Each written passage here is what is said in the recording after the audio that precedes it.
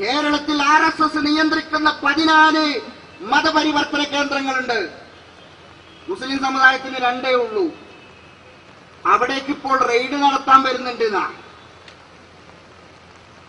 November 20-ാം തീയതി RSSകാരൻ കോഴിക്കോട്ടെ മുഖദാറിലുള്ള തെർബിയത്തിലേക്ക് raid നടത്താൻ വരുന്നുണ്ട്. എന്നാൽ അതൊന്ന് കാണട്ടെ.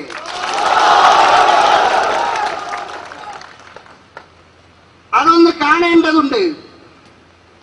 ആർക്കെങ്കിലും കേരള സംസ്ഥാനത്ത് ഒരു വിശ്വാസത്തിലേക്ക് മാറി എന്നതിന്റെ പേരിൽ പ്രതിബന്ധമുണ്ടെങ്കിൽ ആ പ്രതിബന്ധം തീർക്കാൻ പോപ്പുലർ ഫ്രണ്ട് ഓഫ് ഇന്ത്യ മുൻകൈയെടുത്ത് മുന്നിലുണ്ടാവും.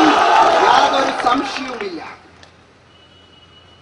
നിയമപരമായ മുഴുവൻ പരിരക്ഷയും നൽകാൻ ഈ രാജ്യത്തെ ഓരോ പൗരനും ലഭിക്കേണ്ട പൗരാവകാശം നൽകാൻ ആർക്ക് ലഭ്യമാവണമെങ്കിലും അത് പോപ്പുലർ ഫ്രണ്ട് ഓഫ് ഇന്ത്യയുടെ പ്രവർത്തകന്മാരെ നിങ്ങൾ സമീപിച്ചാൽ മതി.